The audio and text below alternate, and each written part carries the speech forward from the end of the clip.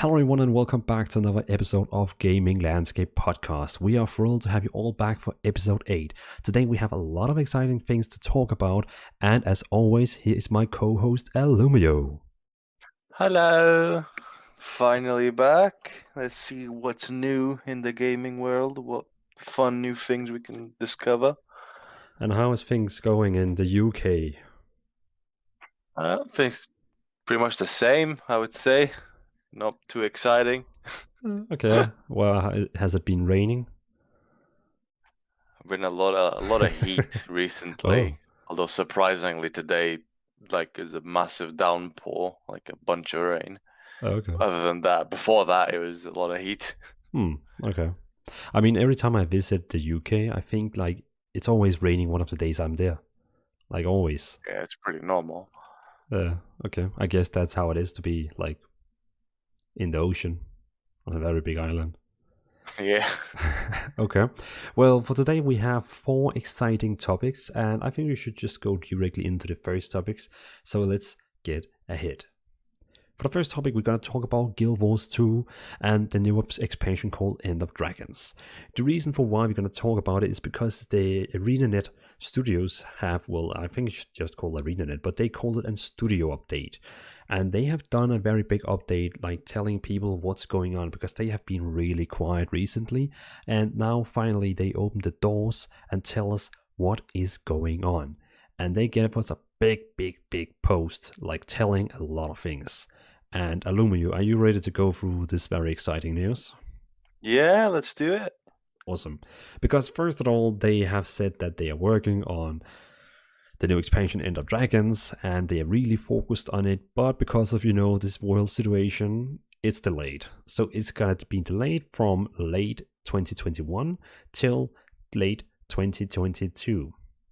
But, Alumio, I'm just gonna say this because I actually think it's the best for them. Because in July, we're getting 2 new MMOs. We're getting Crowfall, we're getting Sword of Legends. In August, we're getting Corpon Closed Beta, we're getting New World. In September, we're getting.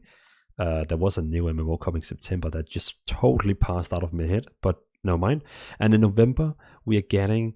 We're getting the Final Fantasy new expansion, and in December we're getting Corpon Final Game. I mean, I don't think it's easy for an MMO to release in this year.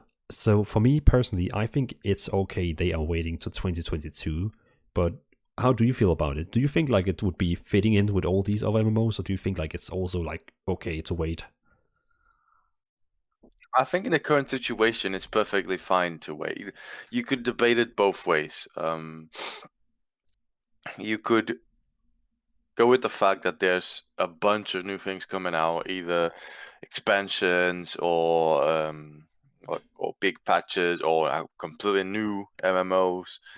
But there's this new renaissance of MMOs, like to use a fancy word, where you're getting a big influx of a bunch of different things, a bunch of different titles, and you only have a certain amount of you only have a limited amount of people to play the game.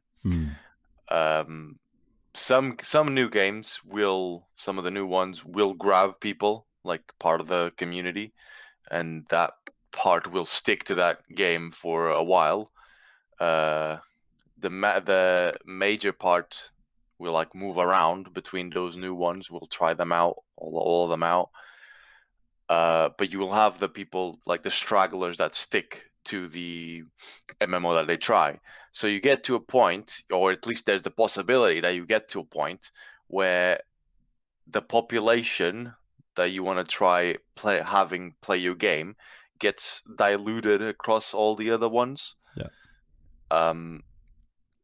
That you can very safely say that it's not a bad thing to wait if you properly manage it. If you go about it in the manner of, oh, we're gonna have this test, or we're gonna release this on this month, and then you go and delay it again, or you keep pushing it back, or whatever. No. If it's not correctly communicated, you're gonna have some bad reactions, just as much as you're gonna have people that won't care and just will stick to other games. So the good part of it, to summarize it, the good part of it is that you can try and find a place, get a place where everything came out, or there's like uh, a big time where nothing for the MMOs is coming out, and you can try and catch the people to come and try your game or try your expansion or whatever, because at some point people will have had experienced the other MMOs or whatever they wanted to, and have decided if they want to stick to one of the new ones or not, basically. So you can drag more people in. On the bad side is that you run the risk of some of these new ones just grabbing some people, and that said, people not wanting to leave it because like they like the game now and they want to keep playing on it, and they basically just only care about only that new MMO exists for them for the next few months. Yeah. So it's basically Yeah, I totally understand. no solution is like the perfect one. No, I mean, yeah, because let's say they say, okay, let's imagine Guild Wars is saying, okay, February 2022 is the perfect month, and then suddenly out of the blue, Ashes of Creation say they're also going to release in February, and boom, it's bad again. So it's like, it's take it or leave it. Yeah. But yeah, I get what you mean. Like, if you, let's imagine, let's say Lost Ark releases in December, and let's say some of us, we really love Lost Ark and we just really get into it, and then Corpunk releases, and then we're like, well, we actually have fun in Lost Ark, so we're gonna skip Corpunk. Like, you could, I mean, you and me, we're not gonna skip Corpunk, but you can imagine other players do that. It's a tough very business. possible. Yeah. Because either like you can have people trying it out, but then like trying out the game, but there's only so much time that a person has. If they end up really liking something, for example, I really end up not maybe like I'm a player, I go to try Lost Ark and I like it, and I now want to play this as my main game. If I go and play it, and then I want to go try something else like Corpunk and stuff, even if I try it, because I know I like Lost Ark and I spent a bunch of time on it, like there are dailies and stuff that I have to go back to it, maybe some raids, some commitments in there. So there will be things dragging me away from Corpunk, for example. Yeah. And it just stacks up. When you have a bunch of different MMOs, you run the risk. Not everyone can play 2 or 3 MMOs at the same time. Yeah. And most people will only stick to one. Yeah, I know what you mean. I had a discussion, a friendly discussion with Deacon and Sejoma today, because we were talking about like bonding with a game, like finding a new game that you can be your home. And right now, I really have a hard time finding a new MMO I want as my home, because I know a lot of great games are releasing soon. So I don't really want to get my roots into Final Fantasy or Guild Wars, let's say that right now, because just around the corner, we are getting so many new MMOs. If you know what I mean. Yeah, no, exactly. Yeah, it's tough. There's always that risk. Yeah. Okay. Well, but that was the first thing about the new update they had. Yeah. So Colin Johansson, he is back in ArenaNet, and he's going to be a game director. And the game director that is already in ArenaNet, he basically told that he don't see this working as the only game director. So now him, the existing game director, and also you could say Colin, the new game director, is joining forces to being together.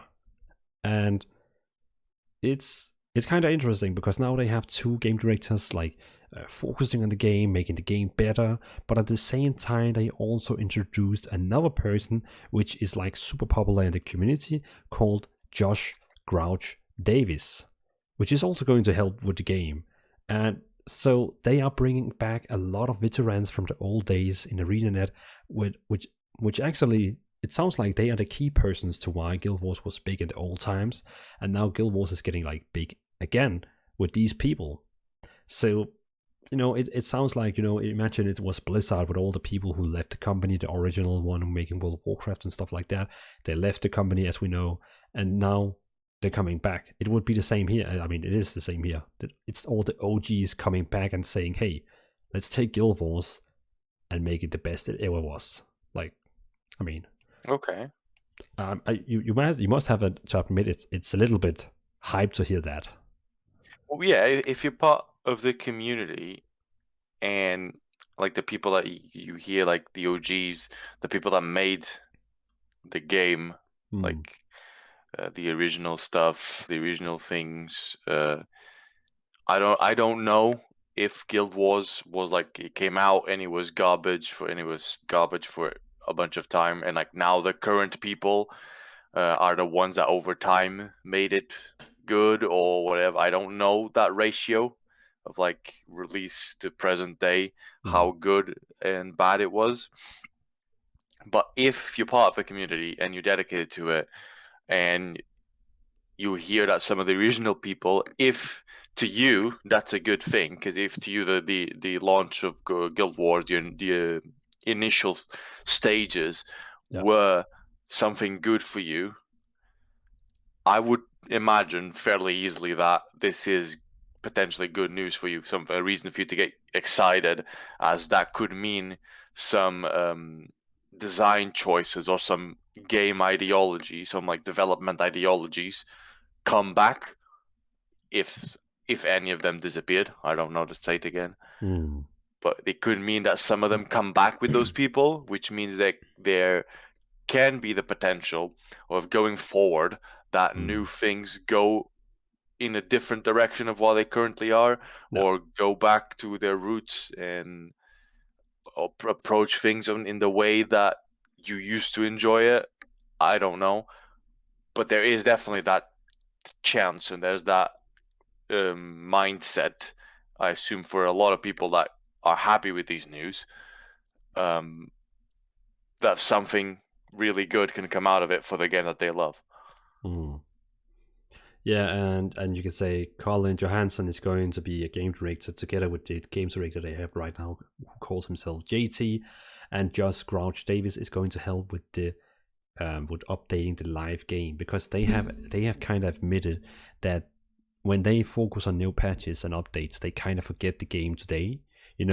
Like they're building all these great expansions, but the game right now, as we talk right now, is boring because there hasn't been an update for 3 months. Yeah. So now they have got Josh, who is focusing on there is always something to do that is interesting. And trust me, I have been part of Guild Wars community for a long time. I'm not that hardcore in it, but it's very easy to hear that one thing is people have felt betrayed. They have felt like the developers didn't listen to them, like they were just like only focusing on themselves. And two, they felt like the balance was off the game, and and they don't focus on the mode they have called World versus World. They just really felt like ArenaNet didn't listen, and they're just sitting behind a box. I think that's what JT, Colin, and Josh want to do. They want to like get out of that box and make sure that everyone feels like they are heard. Yeah. But beside of that, they have also now admitted that World versus World is one of their key game modes. And I have to agree, Guild Wars is that game that has the best World versus World PvP mode. I know Elder Scrolls Online, they tried also with their thing in the middle with the 3 factions fighting, but it's not close to fun as it is in Guild Wars with the servers versus servers. Have you ever tried that World versus World? Trying to remember. I know I did play Guild Wars like ages ago. I'm trying to remember if I ever touched that. Just confirm something with me. Were you required to be max level? No. You can do it like, I think already you can do it like in level 5 or 10. I think I might have touched on one. It's the one where you have like 3 big. Two. You're fighting 3 servers at the same time on a very big map with like a very big castle in the middle, and each team also has a castle. Okay, then I think I remember like a scene or two of me fighting around a castle, but like it wasn't like anything big or anything memorable to me. No, no, no, no. Because yeah, like the combat system was one of the reasons why I didn't stick to it for too long. Okay, okay. But I do have memories of trying it at least. Okay, that's fair. I mean, but this game mode is a lot of people they just only play this game mode and like have it as a main game. And I understand. I had fun in it. I have also probably played that game mode for like plus 50 hours, but that was before you had the rewarding system in it where you got like experience point in it. They were like behind the time. But now the developers have admitted this is one of the key things, so they're gonna focus on it. Beside of that, they are also going to add alliances now. So basically, guilds can. It sounds like guilds can create alliances in these world versus world and like do some more collaborative fighting. Not sure how it's gonna work, but I'm pretty sure the hardcore Guild Wars community who's listening to this podcast, they know what alliances is for. So I think I'm gonna park it there. I think that can be really good. Yeah, definitely. If like the world wars and stuff are like some of the more loved content, or people like, or there's a community for it, and Mm, if that isn't doing well currently, I think that's quite good that they're focusing on it, or at least attempting to showing interest in focusing on it. mm, Uh, so I guess that all the more to them. Just try out whatever they want to try out with it, see what works, what doesn't work, as long as they're flexible with um, changing things or being able to adapt if something isn't working. It can be really good, I think. yeah. Yeah, yeah. 100%. And I think this is what the game needs because the game is it's not dying. That would be very hard to say because it has a super awesome community which is strong and stuff like that. But I mean, it's just like if you take this game versus, uh, let's take the Final Fantasy one. It's it's like if you go to Google Trends and search and like look it up, Final Fantasy 14 versus Guild Wars. The key searching, like the changes between these is huge. I mean, like Guild Wars is in the dust while Final Fantasy is like floating in the sky. But even more funny, if we add like World of Warcraft to that search, it's like both of them is like in the dust, and World of Warcraft is still the king.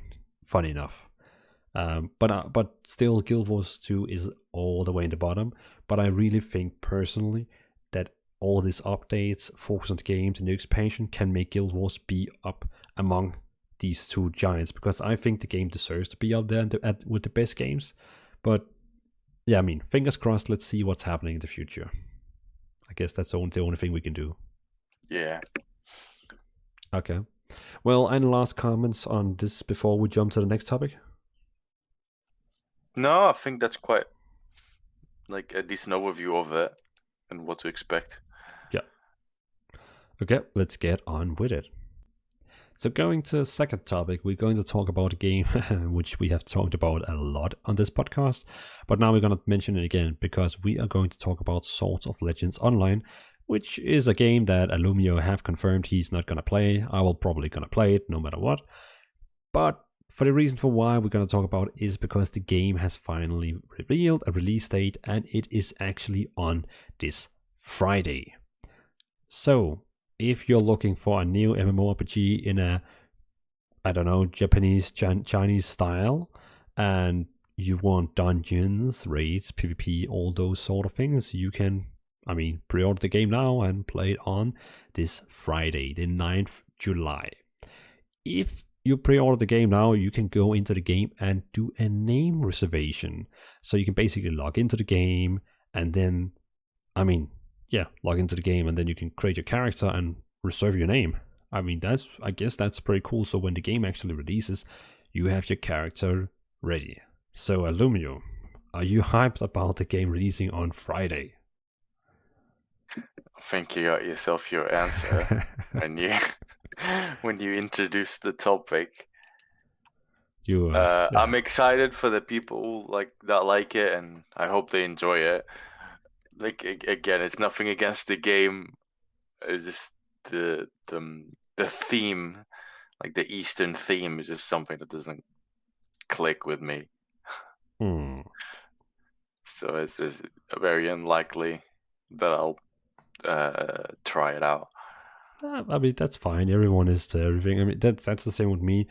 I'm not a big fan of space games. Like, if it's a game that is about flying a spaceship, harvesting minerals from a meteor, it already turns me off.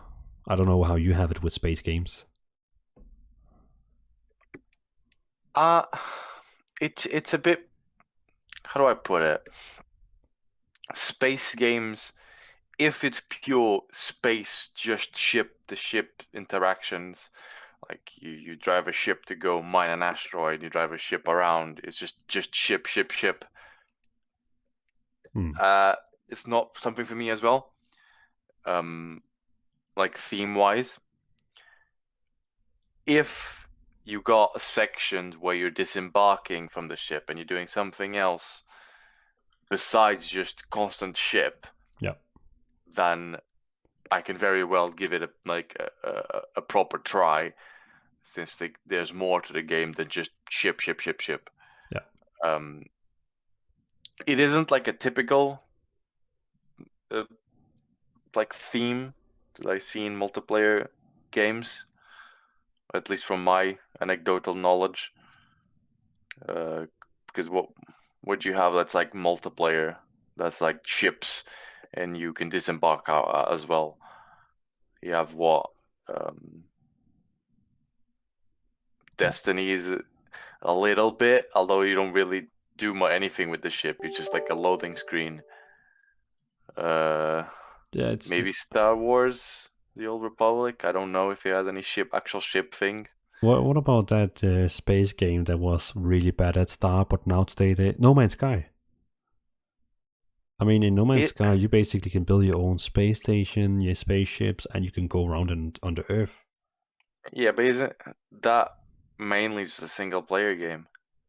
No, but can't you do everything together with a friend?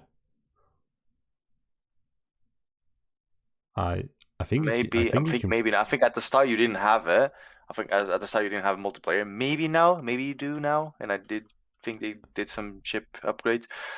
There's another one called like Space Engineers as well, which I think is, you have like ship gameplay, but you also come out of the ship. But that one is a more of a sandboxy thing because you're actually like constructing the bases and all that. But that's one that I would probably try if I had like people to play with. Hmm. But yeah, but typically I prefer like um more modern to futuristic themes. I've played a lot of fantasy stuff over the years, and I don't know, something at some point just clicked in my head, and I've sort of get saturated from the fantasy setting, Hmm. like the typical fantasy setting, like Dungeon Dragon setting, etc., etc. The World of Warcraft setting. Um, what are the examples? Yeah. Just the typical, the stereotypical theme that like random MMOs just grab being on there, Hmm. and yeah, I got to a point where I'm quite picky with what I play. Namely, I want mechanical like ideas. It doesn't have to be anything hard or complicated or hardcore or complex, but like something like fresh mechanically. That's like the main reason why majority of the games that I play are indie games, because they Hmm. grab a mechanic and they develop it more and more and more, Yeah. and you play around it. Uh, Outside of the fresh mechanics and interesting new mechanics, the only real style of gameplay that actually grabbed me and I legitimately try the games out regardless of their theme would be the typical isometric click around to move gameplay style that you see in MOBAs or ARPGs.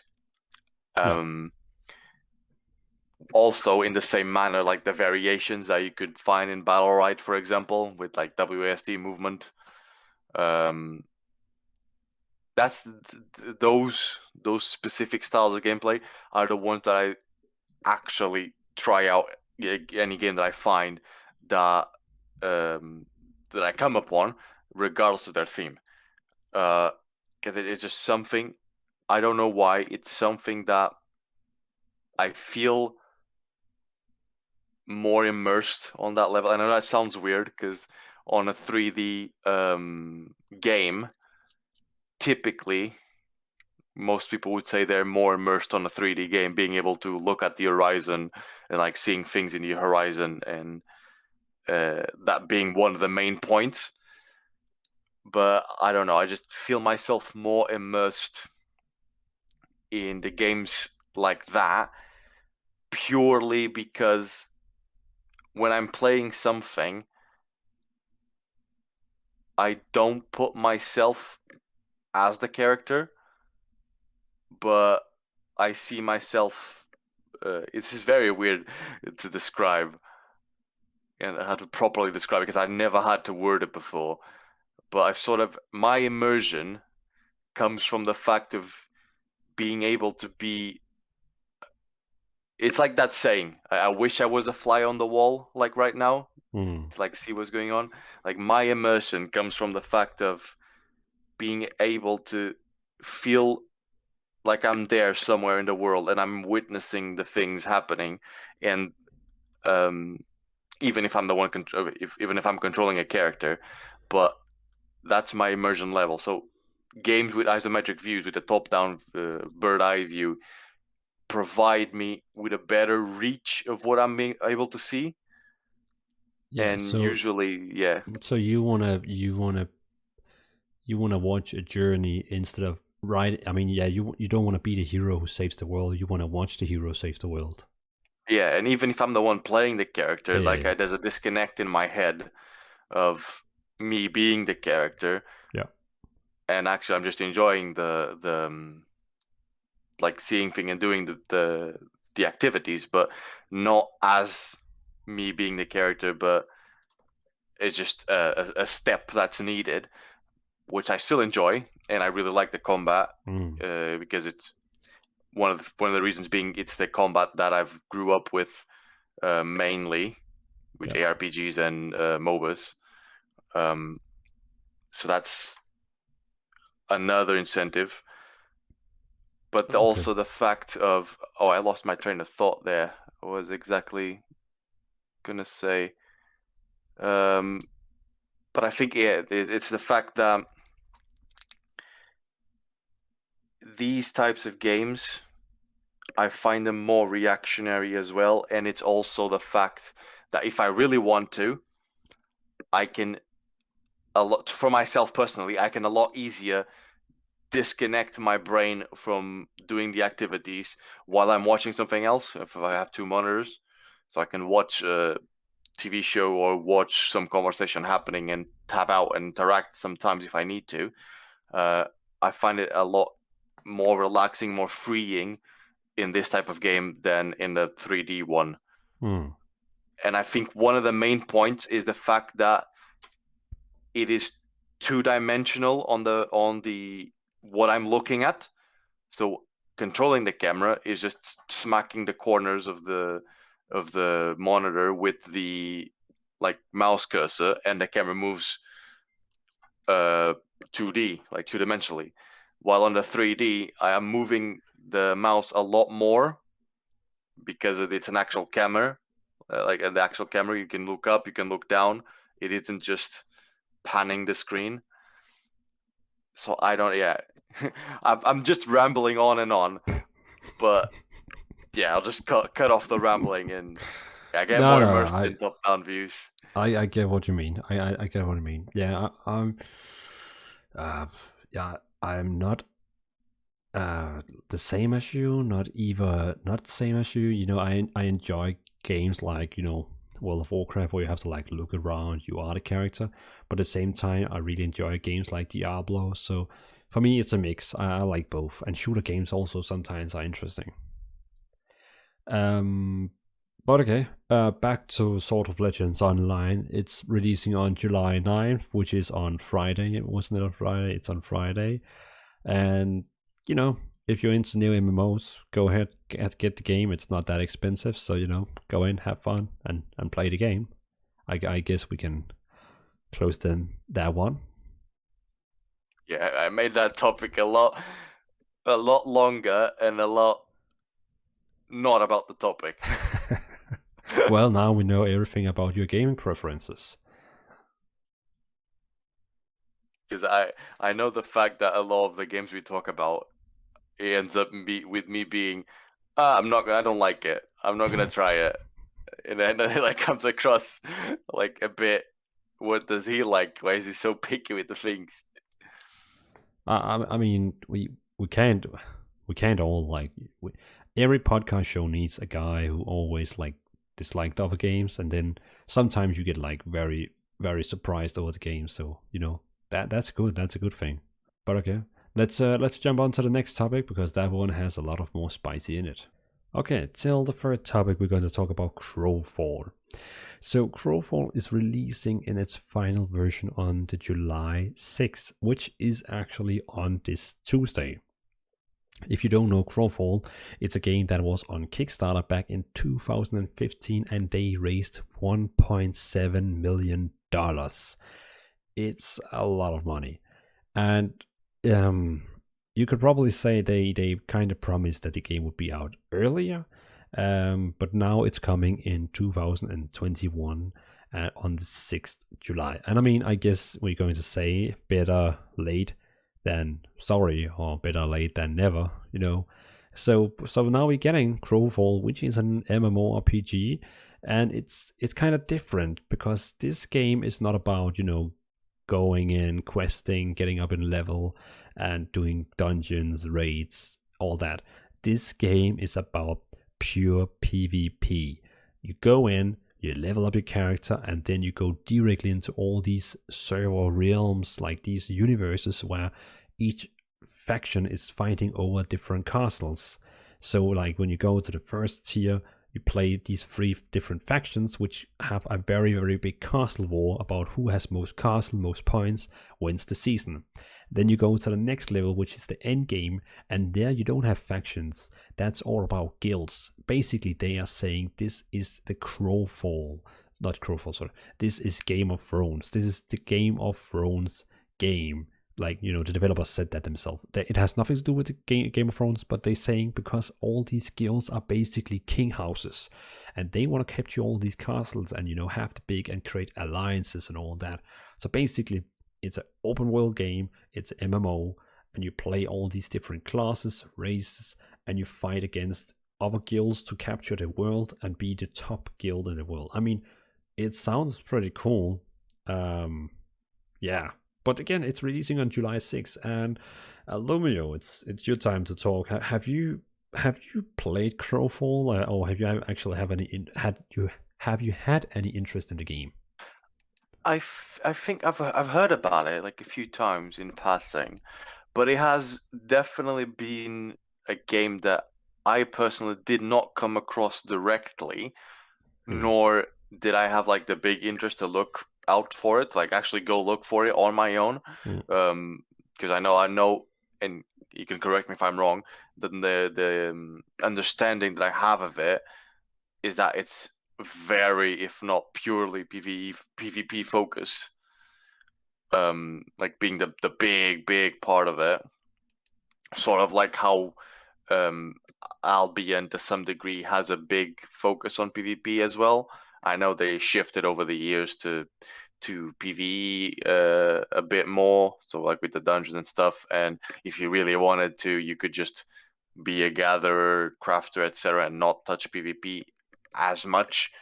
But still, the central point being around the fact of PvP. Uh, And Crowfall was like that, from my understanding. So I think it was just a combination of it, like the direction that I understood, the what I understood the direction of the game was, combined with the fact that it wasn't it's not like a really big game, nor is like being pushed massively by like someone that's known, and then adding to the fact that over the time, over time, I would find like a video or two or some random Reddit post complaining about Crowfall and that's crap, blah blah blah. I think it just all of these little things just compounded together Hmm. to just make me not even care about it, personally speaking. Yeah, I know what you're talking about because the game went into some kind of closed beta slash open beta where a lot of people got invited. Like almost everyone who signed up for the game got invited. So a lot of people they get hands on, and then it's I can't remember if it's Shroud. I actually think also Shroud was looking at one of the videos for Crowfall, and he has a pretty big follow base. There's also Yeah. another big streamer who watched the game. He actually watched one of my videos on his live stream.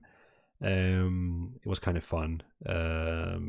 But so a lot of you big people they begin to look at this game and actually also tried. But the problem when the big guys they saw this game and tried it out, there was a big problem because every time you went into these castle fights and there was more than 20 people or something like that, then everyone's frame rate went down to lower than 10. I mean, It's it, not good at all. exactly. It's like then it's not possible to play the game. It's like it was like one big lag fest. And I mean, if they still have that problem today and the game is releasing on July 6th, it's gonna be a dead goat or dead horse on day one. And I haven't read anything about the game now. I am going into the game on Tuesday as a goldfish, like totally brand new to the game.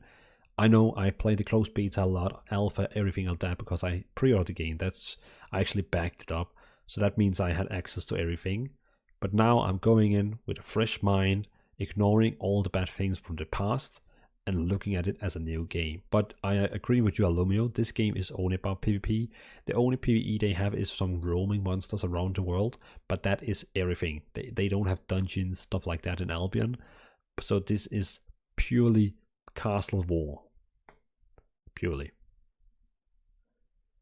But I mean, yeah, I think the concept itself hasn't. There's nothing wrong with it. It wouldn't be a massive game just to the fact of its concept. It would be niche, but if it was good, it could definitely survive and be successful. yeah. Like not be a top one, because to be a top one, you require the PVE Yeah. side. And when I mean top, I mean like to compete with stuff like WoW, Final Fantasy, etc. Because it comes down to the PVE players. Like the PVE does not require PvP, while for a lot of PvP concepts, like the open world focused ones, you require the PvE players to some degree. Um, because you need like the people in there in the world doing other things as well, uh, that you can fight. And I know that there are people as well that do both sides. They PvP and do PvE, and they change depending on the day or what they feel like doing. But Yeah, I but yeah, can. it's thing you need those PvE players that don't want to touch PvP at all to get to the top level to compete for like a top place. Um, and even if you don't have the PvP, because I know Final Fantasy, for example, has crap PvP, but the PVE for what it's worth, a lot of people like it. Combined with the fact that it has a good story, just lends itself to being a top game, and we see that. And there's probably more reasons as to why it's in the top, one of the top games. Some related to the devs and whatever, which I can't speak about, but on the concepts themselves, a purely PvP focused. While if it's, I don't know, if someone finds a way to really execute it really, really well, and it's like the perfect execution ever, maybe it can like reach for a top spot. But from what we have currently out now, and what we had in history, and what we know, and what we see currently, that theme, that direction of a game doesn't inherently it doesn't scream out, oh, this is gonna get to be a top game. So with that, they had the chance to be a niche game and have a successful player base, not population to be top 1, top 2, whatever. But since they screwed up the implementation of mechanically and gameplay, whatever, or optimization, it's not gonna go away. It's not going to end up well, even when they release. No. Well, no. I mean, it is a fact that if you want to have an MMO that has to be on the top 10 list, it needs PvE, because PvE players, there are more PvE players than PvP players in the MMO world. And that's just a fact. I mean, just look at World of Warcraft. When they have esport and they do PvP tournaments, arena tournaments, they have maybe like 30k people watching it on Twitch. When they have dungeons esport or raid esports, we're talking 100,000 or million people watching, because the PvE players are just bigger in MMOs. And the PvP players who only like PvP, they're not playing MMOs. They're playing MOBAs. They're playing shooter games, because that's what they want. So because it's a faster entry into doing that. You don't have to grind like for 30 hours gear before you can do what you like to do. Yeah. That's just a fact. But yeah, let's see how Crowfall goes. I mean, now releases on July 6th. Let's see. But still saying, if the FPS is crap when people go into war, then the game is gonna die. I'm just saying it. But if the game actually works and the FPS is on spot with this game, and everyone has a good flow on the PC, I can see this game happening, staying there, like, maybe having the same viewer counts as Guild Wars and stuff like that. But still, if performance is going to be trash, sorry to say then. But I also think it comes to the fact that, from my understanding, its current public look is that it's garbage. Like, straightforward. It's like, I don't know if they're going to be able to get rid of that that stigma. Yeah, it's the thing of like some people say you only get one like chance at like impressing people, and I don't know if they're gonna be able to repair that. They might have the chance. They will have the chance, but in most scenarios, majority of games just don't recover. Yeah. The ones that do are the exceptions. So I do wonder if they were able to, like I said, if they were able to fix the things and they have the game running well, maybe. Although I'm not really believing that, to be honest, that it will recover. No, I normally don't like to talk like from my mouth. I don't like normally to say games are bad or something like that. But you are 100% right on this one, that people, they don't talk good about this game. It's very easy to go on the internet and find people trash talking Crowfall. But yeah, they really have to pull a big one to renew their name. But let's see. I mean, for the next episode, yeah, I think we should have this topic again for next episode. Because then I'm probably gonna do like a 3 hours live stream once the game releases on Tuesday, and then I think on next episode we can just fast talk about how did it go. Yeah, sounds good. Okay, cool. Any last word about Crowfall, or else let's save it for next episode? Yeah, I think I'm fine. Just save it for the next episode. See what happens. Good. Okay, let's get to it. So, to our last topic, the fourth topic. We're going to talk about Albion Online, which is also a game that we have repeatedly talking about, but this time we're going to talk about it because they have just revealed their roadmap. Basically, this roadmap is showing the next major patch. They also released like a trailer or video where they talk, like the game director, he talks about the game. They usually do that, great videos, but they have now showed us and talked about the major expansion, like content they're coming with, and what it's all about. And Illumio, are you ready to hear all the spicy new things? Yeah, let's get to it. Okay, so the latest patch we got was main focusing on the faction war. Like you can join these 5 or 6 kingdoms, I cannot remember how many it is, where you can fight between the countries, like continents, and fight these very big PvP battles. That was like the main concept of the latest release. And cool concept, I love it. Very cool. But this patch, this one we're getting this time, the next big major update is all about open world. They want to make sure when you run around in the world, there's always something to do, there's always something interesting to see, and they also want to make the world look better. And by saying that is they are updating all the visuals in the game in the open world and in cities.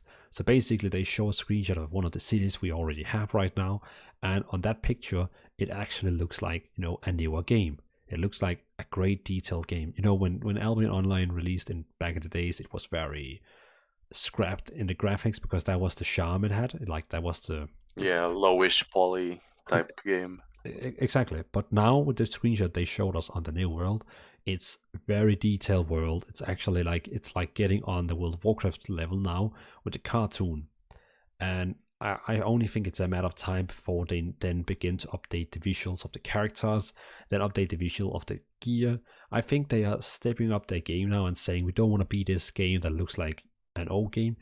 Now we actually want to be with the big guys.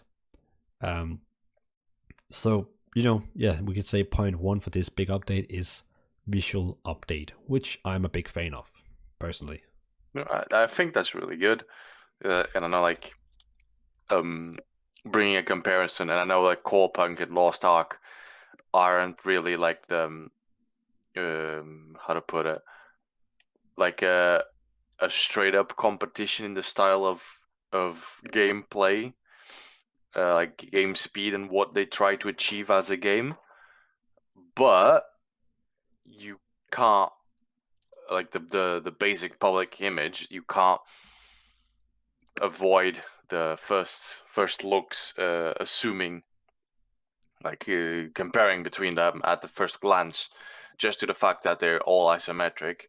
And in my opinion, like Albion graphically loses out, and it's not a bad thing.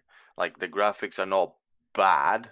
Like they're stylized in a good, like a low poly way. It's just the fact when you compare it with the more realistic Eastern themed style of Lost Ark, and this one is assuming with Core Punk, it could very well be different. But you also have Core Punk with their stylized one, but more artistic. It's not like a low poly thing. It's more it's still the cartoonish style, but you do see the details that are like hand drawn into the textures and all of that do stand out visually a lot more than how Albion does. Yeah. And I do think that that's purely just a benefit, because they can still keep their stylized look. They just go away from being a low polish looking type of game, like a low poly one, to upgrading those polygons basically. Yeah. You can still keep the cartoony look. And that's the thing you can see on the picture they have of the city. It still has the same feeling and the same vibe, the same animation style, but it's just like it's going from 2004 to 2020. You know, it's like looking at the same game, but just in a higher texture. Yeah, for sure. It's just a benefit. If like doing this doesn't throw them out of pushing content out, like, oh, we can't do more content pardon me, we can't do more content this patch or update or whatever because our team is busy upgrading it. If it doesn't get in the way, then there's nothing, in my opinion, but benefits. Hmm. If it's properly implemented, of course. If while implementing it they break a bunch of things and stuff goes invisible or whatever, then of course that's the negative. But if worked on decently, I don't see anything but positives for it. Just to drawing new people in that might not have liked how the graphics were Yeah. before. Just bringing it up as a first glance, like to the new people, that if they come across Lost Ark and look at Lost Ark and look at Albion and look at Corpunk and, oh, this one looks like crap. Like I have three choices. This one visually looks like crap. I'm just gonna explore one of the other two that potentially looks better. Hmm. Yeah, I get what you mean. Also because I think Corpunk is going to be the game that has the closest combat to Albion, because Path of Exile, Diablo, and Lost Yeah, Ark is going to be those very fast ARPG games.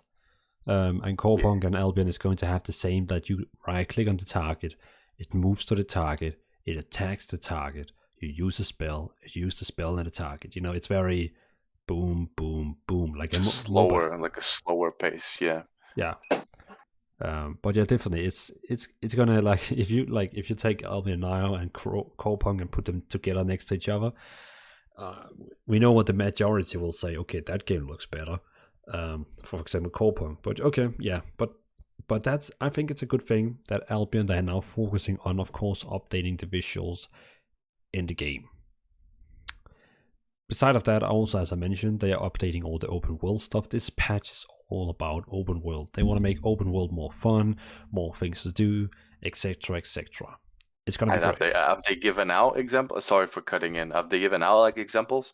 Yeah, Like, they mentioned different things. Like, there's some objectives around in the world, like where there's a chest. Now it doesn't spawn the chest like fixed places, but like dynamically, like different places where people can fight over it. They have also mentioned that when mobs spawn, like normal mobs that roams, if you don't kill it, it keeps getting strong every day.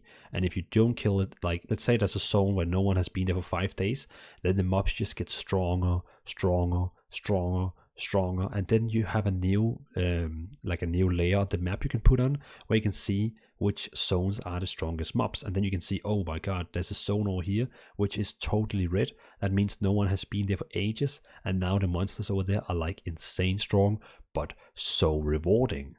And the same with green dungeons. The green dungeons, they spawn randomly places in the world. They never close until someone goes in. Then it closes after 1 minute, and then you can fight the monsters. Let's say there's a green portal in a zone where no one really comes. And then the monsters in there are also just getting stronger, stronger, stronger, until someone goes in and fight them. And I mean, I personally think it sounds pretty cool. yeah, I think that's a really interesting like concept. We're gonna see if it actually works out well as to how they are imagining it, or if just the massive amount of people just doesn't allow for the power level to grow. But we'll see if every time something like that shows up and just gets rolled over by the player base. Yeah. Maybe due to the fact that it is a unified server, everyone's playing on that server. You have the zones and etc., and you can only have a certain amount of people in each like map, but still, Yeah. everyone is in one place. So Yeah, I mean, I don't think we're gonna get out in problems where some monsters get too strong, because it's actually a small world for the whole world to play. I mean, now they have like 300 1,000 players every day, so I'm sure there's not a green dungeons that's going to be overseen. Now we're talking about this with everyone plays in the same world. There was an AMA, like, an AMA on Reddit from Albion team, and a lot of people were raising the concern about, having one world so everyone has like 200 MS. Some people have lower because they are closer to the servers. And the developers are actually not shy or not afraid of actually maybe doing some Europe, US servers so everyone can get lower MS, which I think will benefit for the game a lot. But how they express this is they don't really know how to do it, and they kind of ask people about how they actually ask, like, do you know other games that does this? Can we take inspiration from them? So it sounds like this game really want to go the way of US Europe servers so people can get lower MS and more fluent combat, but they actually don't know how to do it. They don't know. Didn't they have I think, from my understanding, they did have a EU server on beta. I think the server they have right now is a US. It's somewhere placed in the US, and that also means that people who sit close to that US place over there, they have lower MS, which I don't understand because I heard someone told me that everyone has 150 fixed MS, so that everyone has the same. But sometimes I see people stream with like very low MS, and it's kind of unfair for me, like in Denmark, who has 200 MS. one of the main reasons why I didn't stick to the game was the fact that I could feel delay, like while playing. It wasn't. I could get used to it. It wasn't like a desync issue or anything like that, where I would see people teleporting or anything like that. But it was a delay of at least a second. It wasn't like anything like crazy, like 5 seconds, but it was like a second and a half, where I would press the skill and I would have to wait for something to happen, and I could definitely feel it, and that was the big reason why I didn't stick to the game in like a week. Yeah, because I just couldn't. I couldn't do it. It didn't feel right. yeah, that's the thing. Sometimes when bosses they throw stuff at you, you even move out of the area they throw it, but you still get hit because of their high MS. But beside of that, we are also getting something called leader levels, and because there's a lot of veterans in Albion Online, which also always have, already have unlocked all the levels they have for weapons. Basically they just play now for killing people and don't have the biggest progression in the game. And for helping on that, they have now added elite levels. They show on a picture in the game, sorry for the screenshot, that you can actually get like 20 additional levels on each item now. So maximum was level 100 before, but now it seems like we get 120. But these last 20 levels are not just normal levels, it's elite levels where you have to like use these combat fame credits on, and also money, it looks like. So it's harder levels to get these last 20, but also super rewarding and makes you like a lot stronger. It's cool that veteran players they get this, but you have also to keep in mind that if they meet a veteran player, like let's say you're a new person, you have a full tier 4 armor, you meet another tier 4 person, but he has all the veteran levels, all the leader levels, then he is gonna get squished out as a little, rabbit. And Yeah. I guess that's the thing. I mean, you meet someone who's played this game for 2,000 hours. I guess it's fair then that the person who killed you with 2,000 hours is killing you. But at the same time, I have like a feeling in my stomach, like, shouldn't there be like a little bit balance, or is it actually fair the person who have spent his whole life? It is like you said, it's a mixed bag, and the opinion will change depending on what perspective you're looking at from. Matter of fact is, on one side you have someone that dedicated hours of his life to play your game and loves the game, and got to a point where I have nothing else to do. What do I do besides just natural interactions in the world? Like I have nothing to work for.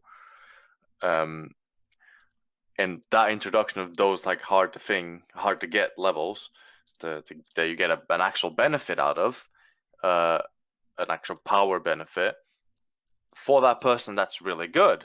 Oh, or maybe I know some of them can get the factor, can get into it like I spent hours on this and oh my god, I need to farm like to grind for a bunch more to get this or whatever. You can have negative reactions as well, but whenever those people would get the reward, I would think most of them would be quite happy, and they get to use it and have fun with it and enjoy it. But then you switch the perspective over to the new people coming in, or uh, people that don't spend a massive amount of hours on the game to be able to reach those levels, and they, like you said, they can't fight it, but you have the potential of they can't fight it, yeah, but at least they can try and work into getting into a group or a big party and do something, because Albion is very social if you want to play at the top. I assume the people that would be unlocking those levels would be people that are playing like at the top of the game, because you need dedication and you need like a guild behind you, like you need a guild backup behind you to be able to do these things, to be able to even get to these things and unlock these things properly.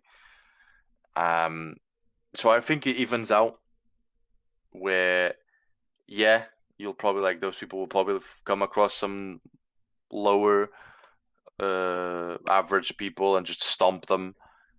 But in all honesty, in majority of the cases, I don't think it would be much of a problem. Just to how the game works. Yeah. I could see it maybe if you can bring like those benefits into like the instance PvP, maybe that could be a problem. Because well, you're doing matchmaking, so it's not the same thing. It's not like the open world interactions that you can't fight these guys, but in open PvP, maybe like I can have my share of PvP and enjoy it. If that gear bonus, so that those stat bonuses get into the instant PvP, then I could see like a big issue with it. But then again, you can easily like fix that and balance that and restrict that in instant PvP. But yeah, this is like a spectrum. Like opinion about this is a spectrum and would differ from person to person. And in my mind, but yeah, I don't see it like as too big of an issue. No, because we also have to remember everyone can get up there. So I mean, yeah, it's of course that's the same thing in Corpunk. When you're gonna start as level 3, you can meet someone in level 40, and he's also gonna squish you. But yeah, you can also get to level 40 and kill that guy. So yeah, I don't see a problem. And yeah, now thinking about it, I don't see a problem with it. Because I think the issue is not if they can do this or if they should be balanced. The issue is how frequent, like until I get to unlock that thing, how frequently am I being like destroyed by people that I can't fight? Yeah.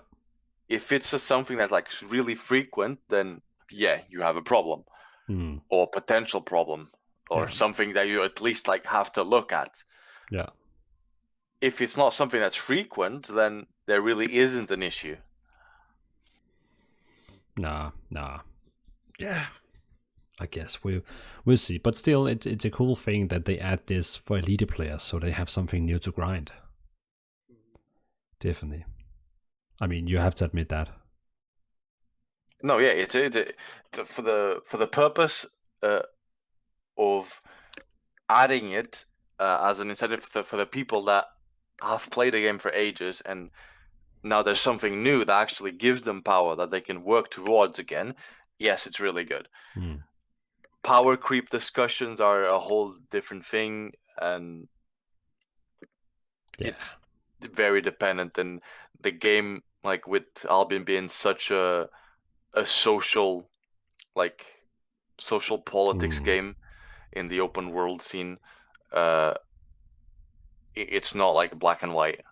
Like talking about the power creep with that, Yeah, yeah, yeah. because like Okay.